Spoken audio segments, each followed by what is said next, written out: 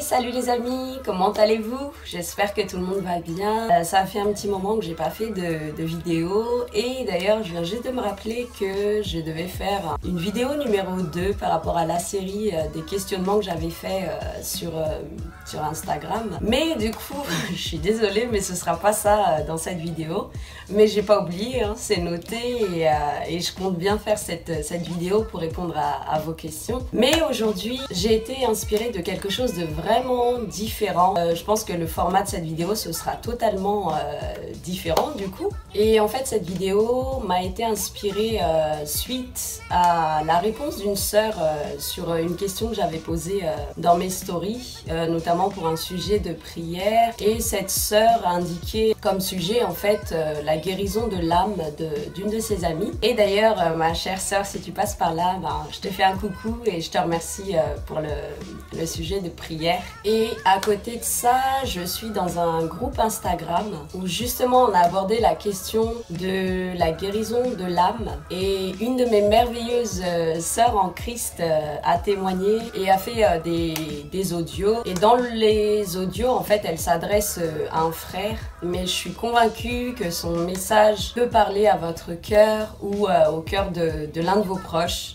Donc n'hésitez pas à partager la vidéo un maximum. Mais voilà, avec son accord, je vais partager en fait ces audios. Et j'en profite d'ailleurs pour la remercier aussi, pour lui dire que je l'aime énormément, ma sœur Lily. Et je vous mettrai d'ailleurs son compte Instagram ainsi que sa chaîne YouTube. Vraiment, c'est une merveilleuse sœur. Elle est waouh. Donc n'hésitez pas à échanger avec elle, n'hésitez pas à aller voir sa chaîne YouTube. Et sans plus attendre, je vais vous laisser donc avec ces audios qui parlent de la guérison de l'âme.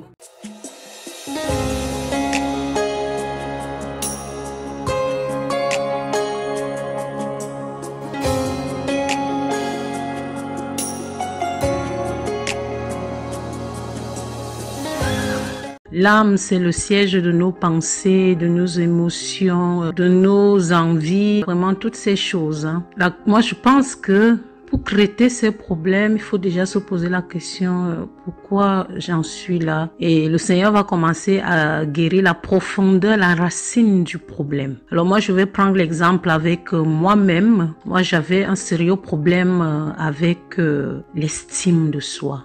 J'avais du mal à m'aimer. J'étais vraiment une jeune femme. Je n'aimais même pas me regarder dans un miroir. Je n'aimais pas la personne que j'étais. En fait, je voyais les autres personnes qu'elles étaient belles.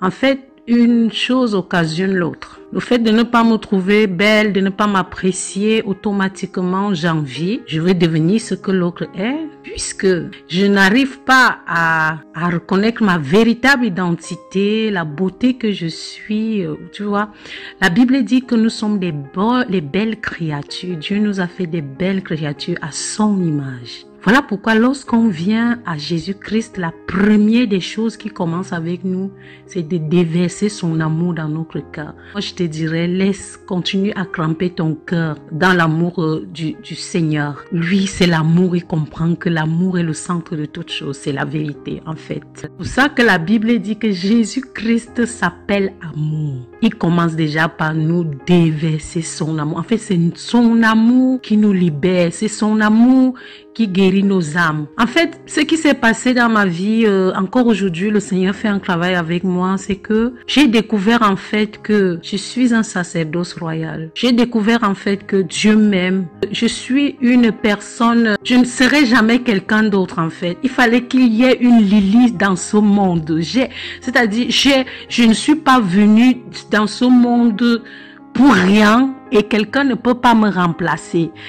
En fait, la tête que j'ai, le visage que j'ai, je suis unique. Je suis unique et en fait, je suis une belle créature. Alors, comment j'ai pu comprendre ça? Tout simplement parce que à un moment, le Seigneur m'a fait comprendre qu'il m'aimait et j'ai accepté son amour. Je vous dis la vérité, acceptez l'amour de Dieu. Continue à accepter l'amour de Dieu. Peu importe ce que tu ressens, continue à accepter cet amour. Il y avait un moment, c'était prétentieux. Vraiment, le Seigneur, oui, le Seigneur m'amenait vraiment à commencer à me regarder dans un miroir et de me regarder et de me dire je suis belle. Seigneur, comme tu m'as créé, c'est ce que je dois être. Je ne suis pas n'importe qui. Et ça, c'est pas de la prétention, c'est pas ça qu'on appelle l'orgueil, c'est l'assurance en tant qu'enfant de Dieu. Savoir qui nous sommes, l'identité que nous sommes. Alors, tu es une belle créature, tu es unique à ton genre.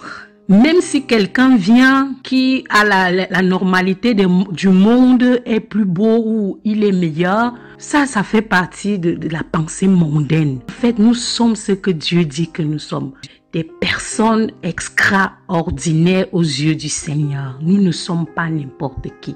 Alors, la première des choses, commencer à recevoir la guérison de l'âme, c'est d'accepter l'amour de Dieu. Commencer à se voir comme il nous voit. Le regard de Dieu, comment Dieu nous regarde. Si seulement nous savions à quel point le regard de Dieu sur nous, waouh. Je prends toujours l'exemple de la mère poule et ses poussins. Faut pas toucher.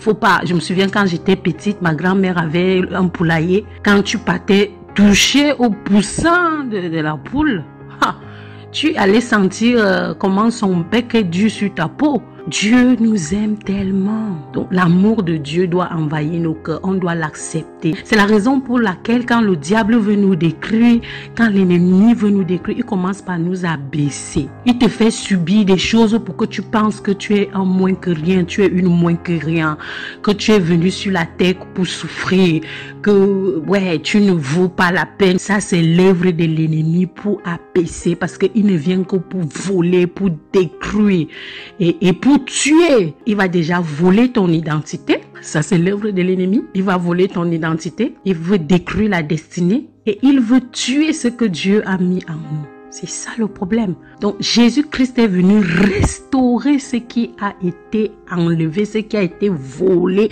Il est venu restituer tout ce que Satan nous avait volé. Il est revenu nous donner notre identité en tant qu'enfant de Dieu. Nous ne devons pas oublier une chose de ce que la parole de Dieu dit. La Bible déclare que Satan est le père des mensonges et il ment depuis le commencement. Ça, je l'ai vécu dans ma propre vie. Le jour que j'ai compris que Satan était en train de me mentir. Et d'ailleurs, il me tenait captif depuis ma tendre enfance. J'avais développé de la jalousie parce que je voyais des autres femmes belles. Et pour moi, je ne voyais jamais la beauté que Dieu m'a donnée. Ça aussi, c'était un mensonge que le diable avait infiltré dans mon cœur. Ce qui a fait que gentiment, je commence à ne plus accepter ça. J'ai commencé à écouter la parole de Dieu. Il y a tellement de paroles d'amour où Dieu parle dans la Bible qui m'ont touché énormément. Parce qu'il y a un endroit où il dit, parce que je t'aime, parce que tu as du prix à mes yeux. Voilà, je donne Séba à ta place, l'Éthiopie à ta place.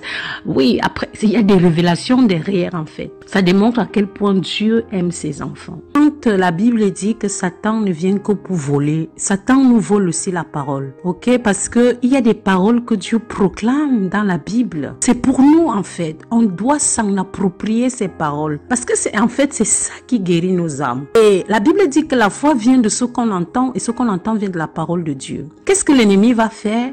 Il va te voler cette parole. Alors, qu'est-ce que moi je fais? Ça m'aide beaucoup et j'espère que ça va aider quelqu'un. C'est que dans le domaine où je souffre, je cherche la parole de Dieu qui va avec ce domaine et je commence à proclamer cette parole dans ma vie. Il faut que cette parole, la Bible dit, la parole de Dieu est une semence. Et souvenez-vous de la parabole des différents cœurs. L'ennemi avait sémé le mensonge dans mon cœur depuis ma tendre enfance. Ce n'était pas vrai ce qui a été dit. Alors, il fallait déjà déraciner cette semence. C'est ça, crucifier le vieil homme. Ça fait partie de notre âme. Après avoir déraciné cette semence, je devais donc prendre la semence qui me rappelle à quel point Dieu m'aime dans la parole. Et c'est cette semence que moi je devais mettre à cette place. Et il fallait que cette semence pousse, qu'elle produise du fruit. Donc c'est ça en fait. Et c'est ça le combat de la foi. Le bon combat de la foi. C'est pour ça que l'apôtre Paul parle des armes du combattant, le vêtement du combattant, du casque du salut. C'est lié avec notre tête, avec notre pensée. parce que c'est là où commence la foi. Jésus dit c'est l'abondance du cœur que la bouche parle. Donc ça signifie que la pensée que nous avons de nous-mêmes est une semence. Il y a des pensées qu'on doit refuser. Oui, c'est la guerre. Parce que si on parle du combat dans la foi, ça signifie qu'il y a l'adversité, il y a l'adversaire. Et notre adversaire bien aimé dans le Seigneur, c'est Satan. C'est ce que la parole de Dieu dit, que nous ne combattons pas contre la chair et le sang, mais contre les principautés maléfiques dans les lieux célestes. Donc, c'est pensée contre pensée. Nous devons vraiment nous approprier la pensée de Dieu, de ce qu'il dit de nous. Et c'est la guerre. Au départ, on me disait que j'étais prétentieuse. Non, mon ami, il y a un moment où on te dira ça. Dire par exemple que moi, je suis pas n'importe qui, j'appartiens à Jésus, je suis la princesse de Dieu. Oui, ça c'était un langage que je devais me le dire jusqu'à aujourd'hui, jusqu'à ce que je me suis en approprié cette identité qu'aujourd'hui, j'ai du mal à me l'enlever moi-même, et gloire à Jésus. Parce que ça me fait beaucoup de bien, parce que ça m'apporte énormément. Ça fait en sorte que je m'enracine dans l'amour de Christ, à savoir que je ne suis pas n'importe qui. Les hommes peuvent me regarder et dire ce qu'ils veulent dans ce monde. Mais qu'est-ce que Dieu dit de moi? C'est ça qui est le plus important. Et c'est ça qui me donne la paix du cœur, ce que Dieu dit de moi, la pensée de Dieu pour ma vie. Waouh, waouh, waouh, non. Écoutez, je pense qu'il n'y a pas grand chose à rajouter, hein. Tout est dit, tout est inspiré. Et d'ailleurs, si vous avez des questions ou si vous avez besoin de développement, je vais vous remettre le contact de ma sœur Lily. N'hésitez pas à prendre contact avec elle, elle est vraiment géniale. Quant à moi, je vous remercie d'avoir regardé la vidéo jusqu'au bout. Et en attendant la prochaine vidéo, prenez bien soin de vous, soyez bénis et je vous dis à très bientôt.